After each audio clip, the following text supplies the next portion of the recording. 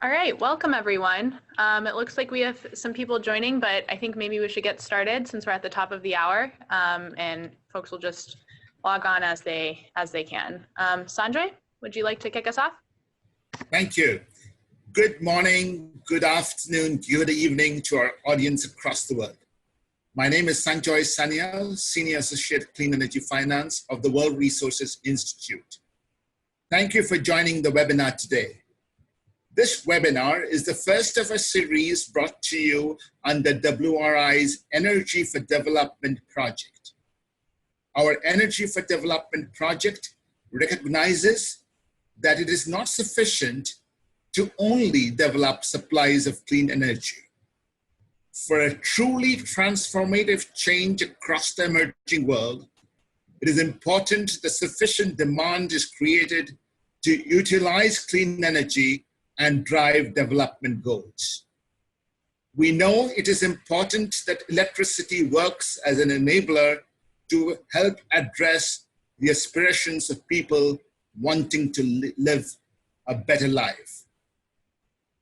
With the support of IKEA Foundation, WRI is working with organizations in education, health, and livelihood to help them develop clean energy solutions that drive real impact on the ground. In this webinar, we will learn from one such innovative organization, the Population Services Kenya, on the lessons of implementing renewable energy solutions for health. WRI has worked with PS Kenya to evaluate their project, identify solutions to the challenges they face, and help chart a way forward. We will learn both of the benefits that have accrued and the challenges that have to be addressed. And most importantly, we will discuss the ways to scale their model. Before I hand over and invite our colleague from PS Kenya, just one logistical announcement. We should have enough time at the end of the webinar, at the end of the speakers' presentations, for questions and answers. But in the meantime, you can also raise your hand there is a right-hand side window of your laptop to ask a question. Our first speaker of the day is Rita Manchandni, Population Services Kenya. She is the Senior Business Manager, and she oversees 3 key functions: marketing, business skills for healthcare providers, and health franchising initiatives for the Tunza Social Franchisee, which is PS Kenya's flagship program to bring private sector participation in the health services of Kenya. She has managed a DFID-funded climate change project that is aimed at the adoption of clean energy solutions in these private health clinics. That is going to be the topic of our discussion today. Rita, over to you. Thank you, Sanjoy, and hi, everyone. Sanjoy, I think Christoph is actually the first speaker of the day, as per the slides that I'm seeing projected. I could be wrong, but that's what I see. Austin? Yes, we can either go to Christoph's slides or Rita's first. Sorry, I was Let's just read the slides, if you don't. Okay.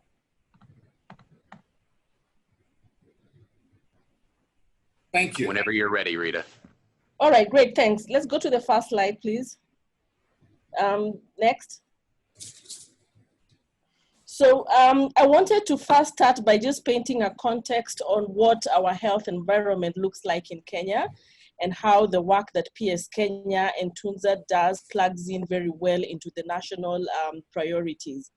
So we currently have a population of 48 million people, and this is as per the last census. And the government of the day is working towards universal health coverage by 2022. So we only have 3 years to go to achieve that. And what they have realized is that they cannot do this as a government on their own, is that they have to bring in all the other stakeholders, especially the private sector. Currently, we have just well over 10,000 registered facilities in Kenya, and half of those are in the private sector. So you begin to see what a key role the private sector plays into delivering healthcare in this country. What we are also seeing is that there's a huge percentage of Kenyans in the lower wealth quintile that are going into the private sector for services. Historically, it's been the middle class and the upper class that have accessed the private sector, but the way it's going right now is that we are seeing also people in the lower wealth quintiles going to the private sector, and for two reasons. One is the fact that the public sector is overburdened. So we have instances of long waiting queues in the public sector, and we know of cases where people have lined up a whole day and not be seen by the doctor and had to go back the next day for them to be able to access services. And the kind of people that we are serving as Tunza are people who are in the informal sector, as we call it, or people who are running businesses of their own. And time is of essence to them. So anytime they're out of their small business, then it's lost income for themselves and their family. So they want to go to a place where they can quickly be seen and go back to their businesses. And so that presented another situation where we were dealing with a private sector that was very fragmented, and that's how PS Kenya comes in with their Tunza work, to ensure that we structure the private sector, especially the small and middle level health facilities that operate in the communities, for them to be able to provide quality of care. And then the second thing that we wanted to do was to ensure that we were working with health providers in the private sector to increase to build their skills. So once you leave medical school, you have to continually improve on to continually update yourself on the new developments in the medical profession. So that's why we started the Tunza Social Franchise. We currently have 400 facilities across Kenya. And these are health facilities that were already in operation even before they joined the Tunza Social Franchise. So they are business people in their own rights, and they offer primary health services to the community. And the map there just shows where we are concentrated as a Tunza Social Franchise. We haven't gone up to the north, which is very semi-arid and nomadic, but that's where we are going to go with our expansion. Next. So you begin to see why it is very important for us to talk about energy for health. And why we need to have these businesses or small and middle-level clinics there in the long term to continue providing services and in an efficient manner. And so what we realize is that even if 96% of our health providers are in the main grid, they reported that there's at least 3 working days in a month that they are down.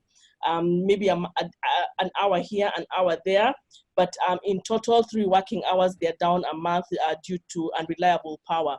And in months when we have drought and there's rationing because there's inadequate production of electricity, we can see those hours going to as high as 10 to 15 hours in a month. And so providers begin to have solutions of their own to handle the downtime. And the first fallback plan is diesel generators. So 16% of our providers are on diesel generation, diesel generators. And of course, all this power downtime has got some adverse effects on the business, right down from poor lighting to provide diagnostics, down to compromised infection control because sterilization is difficult to happen in the absence of power. And of course, all these things have a direct correlation on client flow and on the revenue that the facility is receiving. Next. And so what happened is that in 2017, DFID, who is a principal funder for the Tunza franchise since 2008 when we started out, came in and said that they would give us a pot of money from their climate change portfolio, and they wanted us to be able to see how we can integrate clean energy into our health programming. And they wanted us to do that in a sustainable manner, meaning that providers would be able to survive after the funding cycle was over. And what we did is that we started what we call an internal revolving fund, which is we set aside a pool of money from what DFID gave us, and we started a small credit sort of kind of process within the organization. And through that internal pool, we were able to disperse 23 loans, and 12 of those were fully repaid in the first year. And of course, what we did is that we saw how can we be able to couple the energy solution with something that is of value to the provider. And what was of value to the provider at the time was business advisory services. And those were very critical because they advised the provider how they would be able to appropriate value to the system so that they can be able to see, to unlock the economic value from the system that they had invested in. Next. So, three key outcomes or impact from the project is one, that we saw business continuity, which is what we had hoped that we would see from the project, which we realized. So we saw clinics were working long hours, but also most importantly, what we realized is that clinics were able to work in between the day when power was down and their counterparts were not able to work. And that had two key effects on our providers. One is that it opened a place where they became, the community became very comfortable with our providers, and they knew that they can always access services from this set of providers because they are never down at any given time. And so we saw clients transferring from one center, or one health center that they were used to going to a Tunza provider that had the power backup. Secondly, is that we saw that providers were recording client growth and they were recording revenue growth, which was good for them also in terms of reputation in the community. It increased their status in the community because when everyone else is down, then they're also and they're operating. The other impact for us was the energy efficiency or energy savings, and this was as the result of two activities that we did. One is that the providers who bought a complete solar panel and solar backup equipment were able to go off the main grid during the day, and so that contributed to a reduction in their power bills. But also, as part of this program, what we had done is that we had also educated providers extensively on energy saving tips, or what we were calling the quick wins. So either put off appliances when they're not in use, or just make use of more daylight. So change the roofing for you to be able to have light in the day without switching on your lights.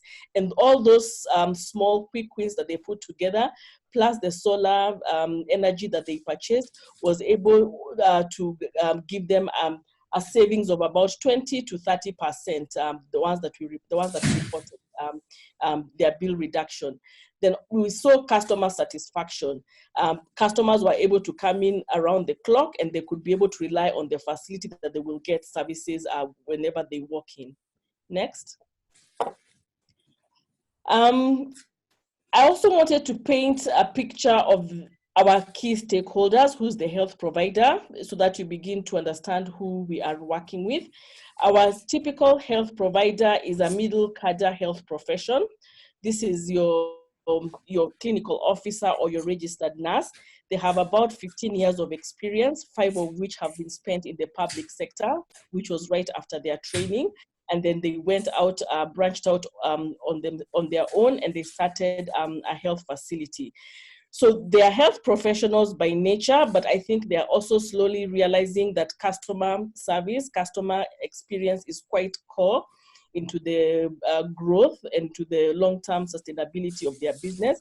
And they're also realizing quality of care is important, and that they're continuously improving on quality of care from our other Tunza programmings that we have, where we have a team of also clinical people that offer continuous clinical quality support to ensure providers are improving on that aspect. Next.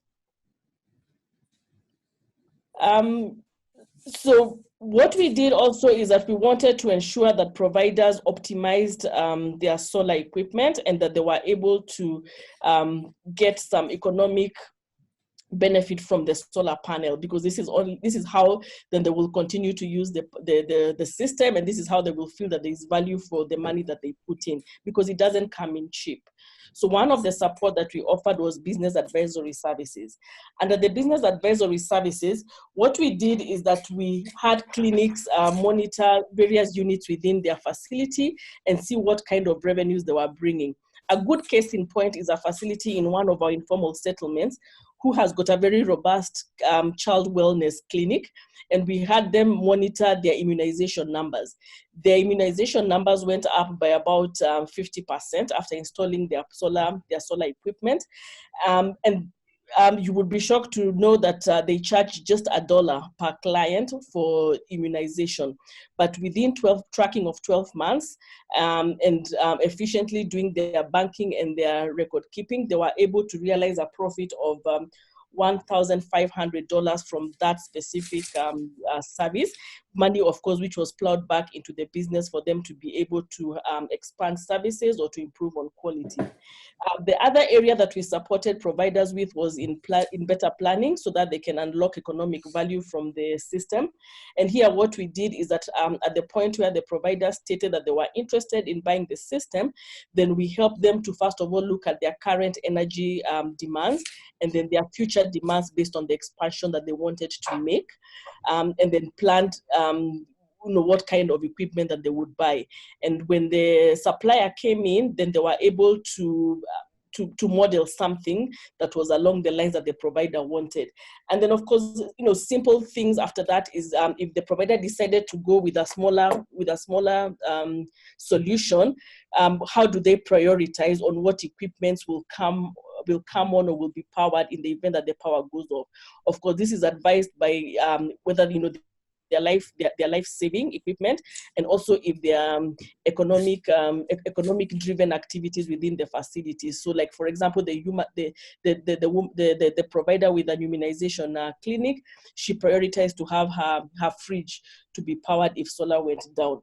And then simple things, just ensuring that power is backed up, the batteries are backed up when power comes in, because what would happen is that providers would forget to switch back to recharge the power backup once the power was back on. And then in the event that power goes off, we begin to see problems as the battery was halfway gone. And then one thing that was very instrumental for us is the financial planning bit, and this increased the credibility, the bankability, and the credibility of the provider in the eyes of the commercial banks. Remember, we are working towards sustainability, and over and above offering you the initial loan that unlocks the solution for you, in case you want to scale up that solution, then what we had envisioned is that the provider could be able to go to a commercial bank for them to access credit, or if they wanted other financial products for them to expand their facility, we also wanted them to have the right records. And so we got them into the prudency of banking and just using their data to review what was happening within the facility. Next. Next.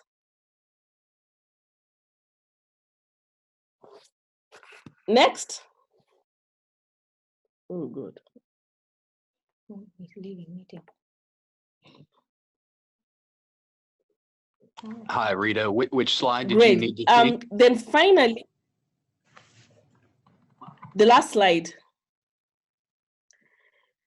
So lessons learned, and the last slide, please. I think that is the last. So on my last slide, I just wanted to talk about the lessons learned. Yeah, so the last slide I wanted to talk about is on the lessons learned and the next steps. So one is that once the project was over after 18 months, we brought in WRI to do an assessment for us. And we wanted that external eye for us to be able to see where we went wrong and what we did right. And of course, this was going to advise our scale up should we get additional funding to scale up the project. The other thing that we realized is that clinics were actually seeing value in the project and in the system. And there are 2 clinics who are actually in line for them to resize the system that they have. One has recently installed a new maternity wing, and they want to power that. Another one has brought in an ultrasound service, and they want to power that. And so we are hoping that these facilities can be able to walk into the commercial bank and be able to get loans for them to scale up those systems. And then finally, I think we cannot underscore the value that business advisory services bring, because at the end of the day, I think what we need to be cognizant of is that we are dealing with business people, with entrepreneurs, and these people are not going to do anything or invest in anything if they don't see business sense in it. And so helping the providers to understand how solar energy or clean energy unlocks profits for their facility has been very core to us, and it's something that we want to maintain moving forward. Thank you.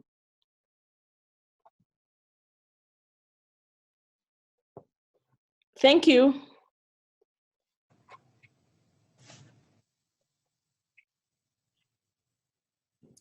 Thank you, Rita. Maybe we have Christoph's slides next. Great. Okay. Our next speaker will help us understand what it really takes to implement these solar solutions in remote health clinics. Christoph Peters, Team Leader Construction Department at TTA Trama Techno Ambiental. He has managed solarization projects in Africa, including 15 off-grid health clinics in Ghana, which are equipped with standalone systems, and a full-fledged grid-connected hospital complex in Chad. TTA, the company he represents, is a global consulting and engineering company specialized in sustainable energy development with headquarters in Barcelona, Spain. TTA provides specialized services in distributed generation through renewable energies, energy management, efficiency, and rural electrification. Over to you, Christoph.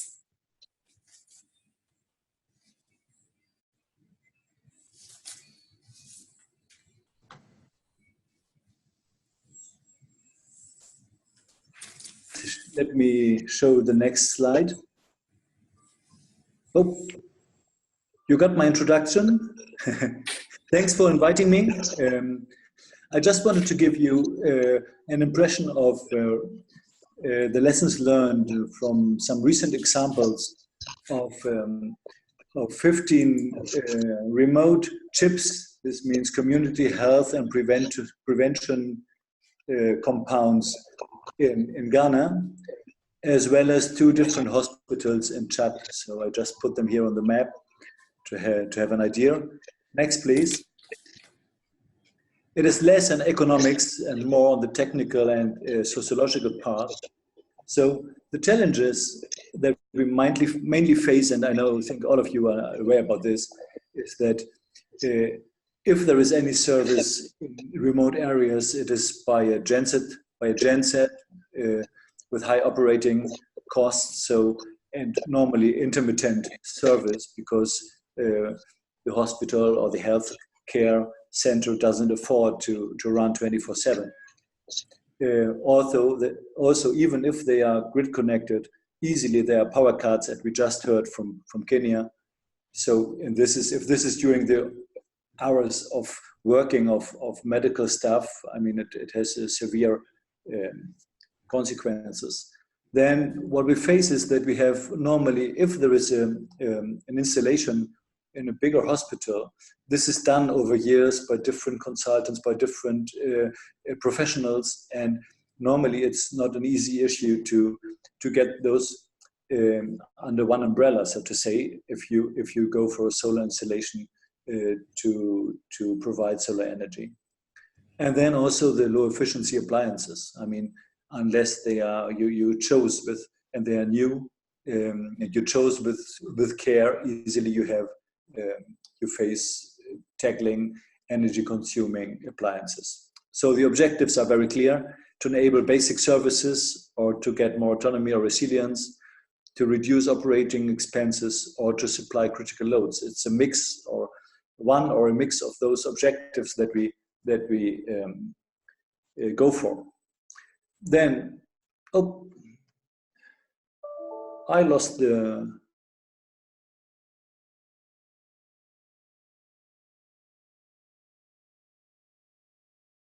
Hi, Christoph. Can you, he might have just dropped off, Sanjoy. You might need to go ahead and speak to this slide while he gets back on the call. Sure, or maybe we just, while he's getting on the slide, maybe we hear from Emily. Emily is one of our, one of the Tunza franchisee clinic owners who Rita spoke about. Emily Kamau, welcome. She is a health professional and the proprietor of Focused Medical Maternity and Counseling Center. The center opened its door in 2004 and provides services to the tune of 1,400 clients a month.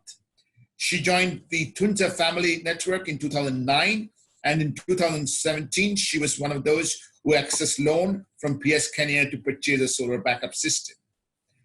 Her clinic today works 7 days a week, 24 hours, and employs 40 permanent staff.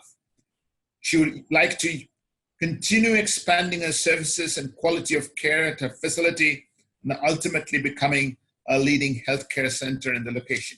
Emily, over to you. Emily is not going to have any slides, but we're going to hear from her the experience of installing and using solar in her clinic. Thank you. Yeah, as you have heard, my name is Emily Kamau. We started our clinic way back, and the issues of energy has always been a consistent in our area. Power could get lost for 2-3 hours, and during that time we have no backup. So we looked for resources and we started a generator. And since the place where we were located is a rental place, meaning that it's not our own building, but we have rented half of an apartment so that we can open a clinic there. And so a generator was making so much noise such that we were always in problems with the landlord and with the tenants. And of course, there was a lot of fumes from the generator. So it meant that those 3 hours that we don't have power, or those 30 minutes that we don't have power, it doesn't matter how short or how long it is, the problem was that still the same. We had fridges to run, because we cater for children who come to the clinic for immunization. We have drugs that we have to keep refrigerated. We have laboratory with reagents that need to be kept at the fridge. And with this kind of fluctuation of power, we used to have a lot of problems. But when we joined Tunza in 2009, so many things changed, even the way we operate, even the way we get organized. And in 2017, we were able to get the solar. There are so many advantages of getting solar. First of all, there is no more noise. So we no longer have issues with our landlord about making noise to the rest of the tenants who are in the same building. We hardly use the generator, though it's still there, but we hardly use it. And we also enjoy the fact that we can cut down on the cost of electricity from the national grid, because we are able to use solar most of the time. And we are able to run the fridges without having to have so many problems. We are located in a semi-slum. We call it semi-slum area, whereby if there is loss of power, the whole of that vicinity is in darkness.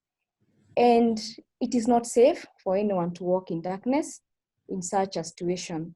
So our facility, having solar energy, it becomes a center of light to the rest of the surrounding, because we have put lights all around the building. So when we switch on the lights and the rest of the area doesn't have lighting, it becomes so good. Everyone is able to use that light wherever they are. They feel even more safer. So it's something that has helped our community so much. And we are able to sustain the drugs that used to get spoiled we are no longer experiencing such losses. Now, anything else? Thank you. Right. Thank you, Emily. We will have questions for you at the end. Hello, Yeah. Yes. this is Ian from Uganda, Tunza IT coordinator. I had a few questions. Sorry, I joined the call late. Emily, over to you. How many panels does the facility have? We have 8 panels. 8 panels, and it is powering how many equipment? We have the normal lighting, the normal bulb lighting of around 12 rooms. We also have 3 small size fridges. Okay. We have, now those are the equipment that constantly use power. You cannot switch them off. Except in some rooms you have to switch off because we are able to use direct sun energy during the day. We also have the computers, which most of the time they have to be powered. Yes. Generally, the other equipments are on and off, like the oxygenator, like the suction machines. Those ones, they are on and off use. They are not constantly on use. Okay. Yes. So how long does the power, like solar power, stand? Now, initially it was quite a challenge because though we had been taught how to use it, it all comes to getting the skills after you have started using the solar energy itself. Initially, we could find ourselves using solar throughout until the national grid becomes like the backup. We used to have a lot of problems, but when we discussed this with our other Tunza facility, with the help of our guide, we were able to know when to switch on solar and when to switch off. For example, in our facility, what we do is that every morning we are on solar energy. We switch on solar energy from 6 in the morning until around 2 in the afternoon. When we switch that off, we give the batteries time to recharge. And then we switch on back to the national grid. And in case the national grid goes off for 1 hour, we still have the backup from the solar. And the solar, we switch off the solar, we are able to energize the batteries until around 7. And then that energy is still there for us. Initially, we didn't know how to do that. We used to use solar through and through because we were so excited about it. We felt now we can do away with the national grid power and rely on solar. Sometimes it's not possible. You still need to use the national grid, the power from the national grid. So as time went by, we were able now to never spend time without power. We are able to have power throughout because we know when to switch on and when to switch off. Having solar doesn't mean that you really go out of the national grid completely. You just use solar as a backup, and it reduces the cost of the energy that you have to pay to for example, our country, the Kenya Power and Lighting Company. So we are better off now. Thank you. Thank you, Emily. Thank you. If Christoph hasn't come back on the... I think that he has joined the call again. Fantastic. Christoph, if you can speak, I can go back to the slide you were on. The computer shut off suddenly, so Perfect. Yeah. I'm not. Yeah, please again. Thank you. So I was on the success factors, which of course starts with the energy efficient building design. I mean, we already heard from Rita something about light, but of course, particularly in the hotter countries, providing shading is essential. Then if you can do insulation, in case you want to put air condition. This is very important. So I mean, the building design itself, whenever you have the opportunity to modify, or if you're in a new build, this is important. Next one is a detailed demand assessment. I mean, we first have to look what are the main loads that we have, what is the real demand, and then do a focused engineering design. So to provide the solution that best fits to the circumstances. Another thing is the involvement of local staff and resources. That means whenever possible, we try to engage staff from the hospital to give a hand and to understand well how the systems are working, so that they themselves can do the minimum maintenance and the first troubleshooting if needed. And of course, have local enterprises who are doing the installation. Finally, I think it's very important to have an O&M contract for the sustainable service. I mean, usually you have 1 year, 2 years, but this is, unless you have somebody responsible, it's very hard to make it sustainable in time. Next one, please. So the first example are this 15 off-grid clinics in remote areas in Ghana. Here they are new built by USAID budgets, and the aim was to be 100% solar, so there was not at all any supply before. And each of those centers is formed by a clinic that you can see on the right side. It's two very similar buildings of size, and on the left hand you have 2 residences for the midwife and 1 nurse. Next one. So we did very small solar systems for these centers. That means 3 kilowatt. This is 12 panels. So but that gives us about 8 to 12 kilowatt hours per day. It depends on the season. And what we did, we prioritized between the clinic and the residences, just to avoid that the residences take most of the available energy and leave the clinic without the service, which is the main purpose. So we have an energy dispenser, which is not only cutting when you use too much power, but also limiting the available energy every day. So we limited this to 1.8 kilowatt hour a day.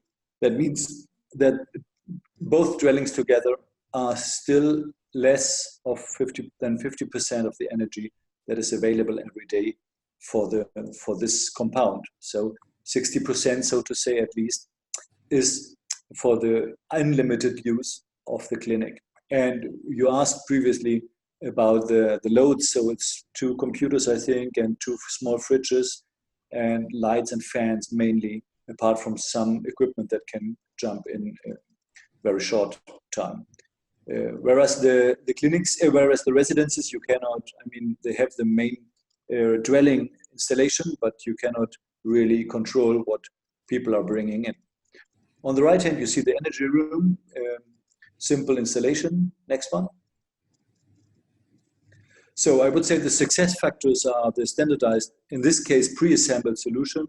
We always take best branches. We did this introduction of the demand management devices to avoid dwellers having priority over the clinic. We did a user training on rational use of energy, very important, I think, just to make people understand who never had electricity or never deal with what is important and where to put special attention to. And not only one training, but we did a refresher training after some months. We are providing 1-year O&M service. We didn't have any incidents apart from one broken module by a stone. I mean, this is always some kids trying to see what is harder, the panel or the stone. We did a WhatsApp group for technical service and team building. This was quite innovative. So all the 15 clinics are linked to a WhatsApp group together with our local-based enterprise who did the installation and is doing the O&M. So whenever there is something, everybody they can exchange among them and ask for quick support. And the system is prepared for future grid connection or for genset connection. Challenges, I would say that we found, for example, that the fridge was not at all energy efficient. So it was only a two-star rated fridge that was brought in and that we found already there. And of course, this may consume 50% of the available energy for each dwelling already, only because no attention was given to this point. Next one. So this was very small installations and very remote areas. The next one is a quite big hospital in the city center of N'Djamena in Chad. It's grid connected, but the grid is weak. That means it depends on the season, and it depends on whatever other factors within the public utility, how many cutoffs they have a day and a week. There are times that it's working quite well, but there are periods that it's cutting very, very often. We are having about 500 visitors a day and 15 buildings plus a medical school. So it's a quite big complex.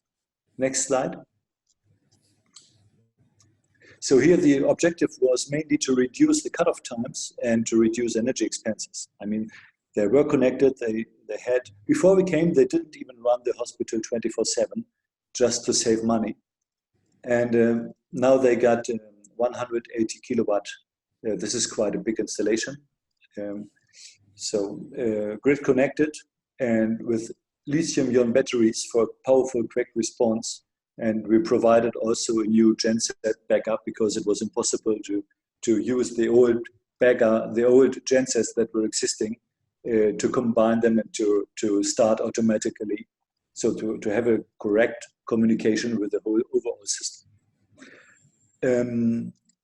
So to reduce the cutoff times, this is particularly important in medical services, I would say, because here they are chirurgians working. I mean, there is equipment that is running while working, and that is absolutely needed. And what happened before we did the solar installation is once the grid power was cut off, somebody had to go to start the genset, which of course takes a time until the genset is running in proper conditions. So there is always several minutes before the supply comes back based on the grid on the genset. So with the batteries that we provided, it's a question of milliseconds until the batteries are jumping in to provide to supply the energy. So there is no more power cut visible for the equipment. So this was the very positive result. Then also there is a theoretical cost reduction for fuel and grid electricity of between 50 to 60%, which in this big hospital is coming to thousands of dollars per month. Unfortunately, and this is interesting, lessons learned, for example, before we came, they didn't run part-time at night, parts of the night, because they just had to save energy. So now, with the impression to have solar, they increased the consumption and the operating hours. Of course, now it's 24/7, which is absolutely positive and was one of the purposes, but also the consumption increased. So the impression is, well, we got solar, but it didn't bring the reduction that was foreseen. But so you have to explain a lot the need of a rational use of energy, and that having solar doesn't mean that from now on you can put the AC 24/7. At the same time as to explain that the consequences is that the electricity costs don't drop as expected. Next one. And the second one in Chad is very in a very remote area. Both projects were co-financed by the Episcopality Italy from Italy. Next one, because it's Jesuits hospitals. Here we have an off-grid running on diesel generators, about 300 patients per day. Next one, but they have a lot of machinery that needs to be run, so they have high consumption also for sterilizing, etc. It's a quite important hospital in the area. So what we did, we prioritized different circuits And we looked on the main loads, and as you can see on the graphs on the right hand, so one thing was, for example, to shift the loads that you can see on the right side that were normally run between 5 and 7 p.m. when they started the genset, so we can put them within the solar range of solar radiation just to take advantage of direct solar energy. Next one. So we achieved to have 24/7 here and to reduce the full expenses. Of course, it's a 65 kilowatt standalone solar plant, of course, with a diesel genset. And we used this acid battery for a very robust installation, as it is very remote. And there was no need to have this quick jumping in here. And we have 110 kilowatt ampere genset backup, which was already existing, but that could be connected to the system. So the results are this uninterrupted base supply and well, high solar fraction to satisfy the demand. The challenge was here mainly, I would say, that the installation that we found in the hospital was a mess. I mean, there were no means, so several volunteers or it did. How do you call this? I mean, they increased the existing normal installation as possible, and it took its time to find out which combiner, which boxes are where, and what part was feeding which distribution lines, etc. And then to get it all together under a new brain that is introduced by the solar system. But both are running well, and no complaints so far. Thank you, Raimund. This is the main. Thanks a lot. Thank you, Christoph. So we have our last speaker for the day. To link all this happenings on the ground to the policy and international angle, and that is Jempur Kara of the UN Foundation, who is the UN Foundation's Senior Director for Energy Access. He oversees the Foundation's work to expand access to modern energy services and build synergies with UN agencies and other multilateral partners, including the Sustainable Energy for All. The UN Foundation was actually set up by Ted Turner. And one of the things it does, it runs the Powering Healthcare website that serves a resource center for achieving universal healthcare through universal energy access, which is exactly the type of thing that we were talking about today. Jen, over to you. Thanks, Sanjoy. I really appreciate it. Thank you for inviting me to this important and timely discussion. Let me just dive in, because I know we probably don't have too much time. And I think perhaps one of my roles is just to help wrap this up, as you said. And I think what I'm taking away from the PS Kenya experience is really three things. The first is that it's a great kind of demonstration of the important role that energy actually can play in enabling quality healthcare. I mean, we heard how important having a reliable backup to the grid is for providing business continuity, and there are spillover effects, positive spillover effects associated with that. But and we need to keep telling the story and showing evidence of how important the provision of reliable energy services is to a well-functioning health facility.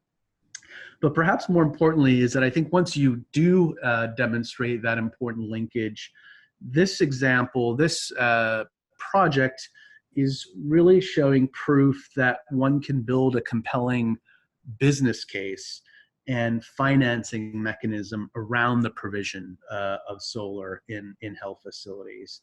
And that can lead to increased revenue through having more patients, cost savings, the things that we did here. The third point is what I was struck with is how important and how impactful having business advisory services embedded within this project and embedded within what PS Kenya does to the success of the project, particularly in terms of optimizing the benefits of solar. And all of these may be intuitive, but they actually provide a pretty important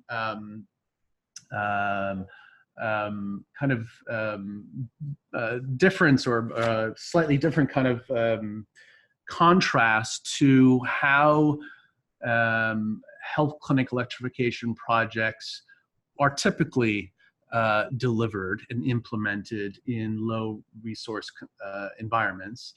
And we know this because as part of our Powering Healthcare program, over the last 5-6 years, we've been evaluating a number of health clinic electrification projects across Africa in countries like Uganda, Tanzania, Malawi, Ghana. And what we've found is that a lot of these interventions are very supply driven. And what that leads to is a kind of growing, a very ad hoc and fragmented approach to, and I should say unsustainable approach to the provision of solar in health clinics. And in fact, we completed an audits of about 300 plus health facilities across 3-4 countries over the last several years. And what we found was pretty startling. We actually found that solar was quite popular amongst really rural and remote health facilities. But by and large, they were mostly supply driven, donor driven. And we often found that on a typical average health facility, you would have 3, 4, 5 independent solar systems supplied by different donors, different philanthropies.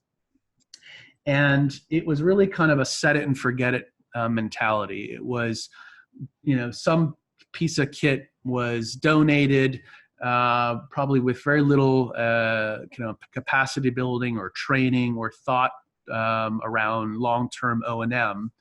And one by one, you'd have this constellation of systems kind of all slapped up on a roof. And over time, not surprisingly, many of these systems would fail prematurely. And I think all of this is, and even in aggregate, these systems really didn't add up to a whole lot. I think that these are symptoms of an overly, supply-driven approach. And I think that's where this PS Kenya project and experience is really important, because it does provide a bit of a counterpoint to this, traditional supply-driven approach, where PS Kenya is clearly kind of creating a strong demand signal, and then using this evidence to actually make a case to others that this is actually beneficial, it improves the bottom line. And as we heard earlier, already beginning to see some health facilities say that they want a bigger system. And so I think this is really important, and I'll explain why. Because while we're talking about a handful of health facilities here on this webinar, we know that about 1 in 4 health facilities in sub-Saharan Africa lack access to power. 3 in 4 lack reliable power. So it's really imperative we figure out what the most effective business models, delivery models, and financing mechanisms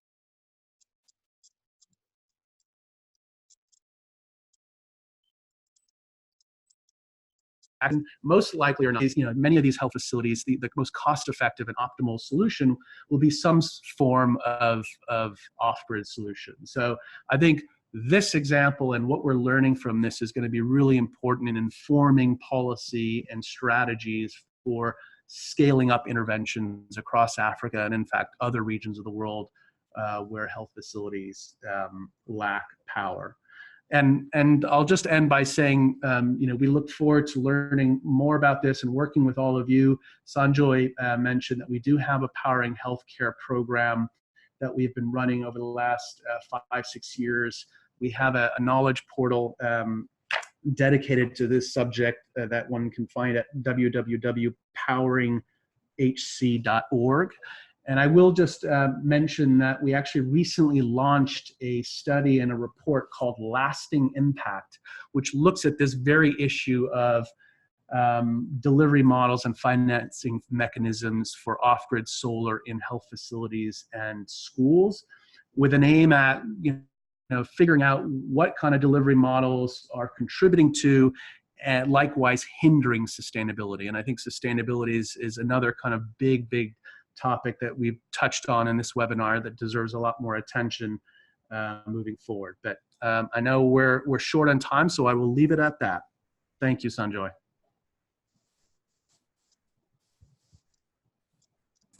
Thank you, Jen. We have a few minutes maybe for a couple of questions. So Katie and Austin, if you've already seen some questions in the chat window, or just open it up. I have the chat window open and there are no questions. So I feel it might be best if you have a question to just unmute yourself and quickly ask it of one of the speakers.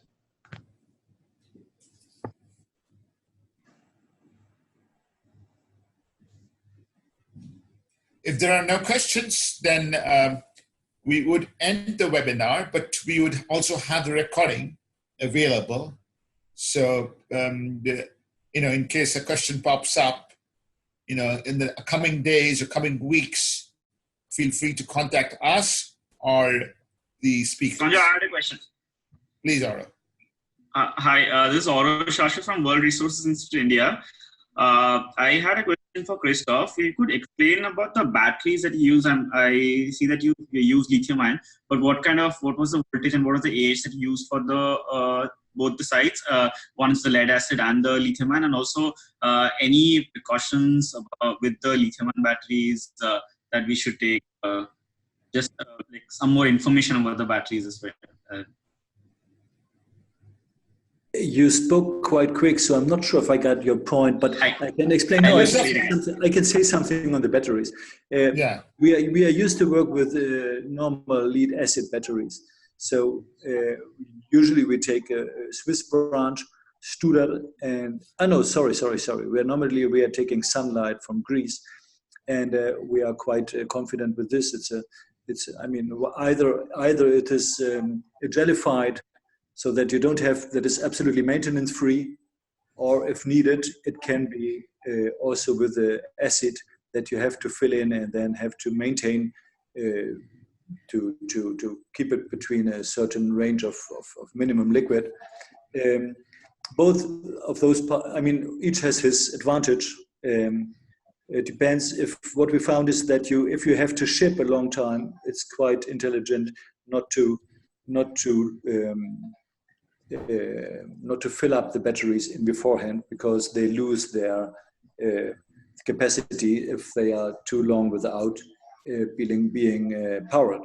So, and it's even if it seems that you will ship it quickly, usually then the equipment is stuck in customs, or it's a wise thing to even if it's afterwards using some or needing some maintenance. To use batteries that you have to fill up with acid. This is about the normal lead acid. They are like, they are like always running robust technology. Then if you come to lithium ion, there are different types of lithium ions. Of course, this is more high tech, and we have just started to use them in 2 projects. One is Chad and another one is now in Bolivia. And of course, I have to admit that you are certainly, the capacity is much better, because you can run them down unto nearly 0%, whereas the lead acid you have to maintain at 50% or 40% of discharge. So the capacity of lithium ion is much better, but at the same time, you have to fridge them. They have to stay cool, which is a challenge. So but they are more powerful. It depends on the application. It depends on the demand, on the needs, which is the most suitable technology. What was the specification for the lithium-ion batteries that you use? Sorry, the specification for? For the lithium-ion batteries, like the AH and the voltage. Would you have an idea about that? Oh, once again, please. I would like to know Or you know what? If you can send me a question, I'll send it to Christoph directly and copy you. Okay? Sure. In the meantime, we have another question in the chat box from Ian. He asked, can we have this program begin in Uganda for Tunza clinics under PSI to benefit? They would be much more willing to learn from PS Kenya's Tunza success story. So I was trying to respond to him and just to let him know that for us it was DFID funded, which has since come to an end. But we would be happy. So we would love to scale it up in Kenya, and that's why we are working with partners such as WRI to see how we can be able to scale up. But I think we are open to partners who want to come and learn from us and see what's happened. There's a paper that we did that WRI put together after they did the evaluation. I think once that goes through peer review and Chen can confirm, that again also will be published and will be accessible to the public for them just to see what's happening in Kenya. But yes, we are open to to having people come to learn from what we've done. Great. It looks like we have Gautam has raised his hand. If you'd like to ask a question. Hello, everybody. This is Gautam Narasimhan from UNICEF, and thank you, WRI and colleagues, for an excellent, really informative presentation. Quick question: the importance was raised through multiple presentations about the importance of doing the energy demand assessment right, and using that also as a signal to also forecast, to send the signal around demand. Now, are there any sort of industry standard tools, SOPs, etc., for conducting this demand assessment, ideally that are also integrated perhaps with sort of a distributed digital smartphone type facility, to where you can kind of do this distributed energy assessments? Sanjoy, this is Jem. I'm happy to weigh in on this one. Please. And hey, Jem, how are you? It's good. How are you? Good to hear you. That's a really great question. In fact, that's something that we, under the Powering Healthcare program, will be commissioning this year, is the development of a needs assessment toolkit that we hope can become a resource for the industry. Not to say that there aren't other toolkits and resources out there. We actually kind of have adapted other tools for our own purposes when we've done needs assessments in the past. But we've realized that because there is no single kind of go-to standardized methodology or resource for doing this, many organizations are kind of coming up with their own approaches, which is leading to, again, these kind of somewhat ad hoc, different ways of assessing the energy needs. So we're very much looking to commission this in partnership with other organizations to make sure that it meets the needs of many organizations as possible. So this is more just something to look out for. We will actually be commissioning this year, and if you're interested in working with us to make sure that this toolkit actually serves your needs, please do reach out to us. We know, for example, Selco Foundation has developed a tool for the purposes of their work in India. USAID in the past has developed a Homer-based tool, but we thought it made sense and it was timely to actually kind of update these resources. Excellent, thank you. Are there any other questions? If not, I mean, we do understand that the time is short, and these are quite sort of heavy information to digest. So feel free to reach out to us over the coming weeks and months. And as Rita said, it is our interest to help scale this up across Kenya and Uganda. I actually do have a question if we have a little bit more, a few more minutes. I'm sorry. Yes, Davida, go ahead. Yeah, I'd like to hear from Rita about her views on this. Like, if there were to be a standard demand assessment, would that be useful for the business advisory to use, or how did you go about integrating the need for energy with the business and optimization strategies for a particular clinic? So, David, I think that's an interesting question for us, and I was quite pleased just to hear Jen say that they would be commissioning a standard tool at some point this year, because that was a key pain point for us. So Sanjoy and Chen have been part of our, assessed part of our work here, and they knew that one of the challenges we had was coming up with a standard assessment for the clinic. So the way we did it is that we had a simple tool that was developed on our behalf by the supplier, but we are no experts in solar. And so what happened is that wasn't working for us because the business advisors were a bit challenged on that end, and we ended getting an in-house resource to do the assessments for us, and work alongside the supplier just to ensure that what they were interpreting from a technical perspective, what they were saying, they and the provider were speaking the same language in regards to the provider needs. So we got some right, and they worked, thankfully, but we also got a couple of the assessments wrong, and we are having challenges to date with those, unfortunately. And we are having to, do some intense corrective work with about 5 or so facilities, which is an additional cost to the project. So I think that's one area that was a key challenge for us. And I'm happy that the industry is thinking of a way to standardize that. Great, thank you. Okay, Sanjoy, sorry, I think you can conclude now. No, yeah. Anybody? Since anybody, any other pressing questions? I think the speakers are not that hard pressed to leave immediately. So I'll go once more. If not, no questions in the chat box. If not, any concluding remarks from any of our speakers? So let me ask Rita one question. So as the sort of MCI, so Rita, explain to us if wishes are horses, how could foundations help expand your solarization program?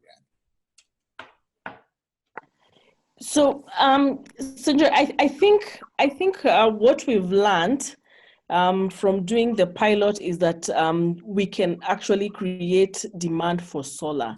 And I liked what Chen was saying, that the Kenya approach is sustainable because we are educating the provider. It might be slow.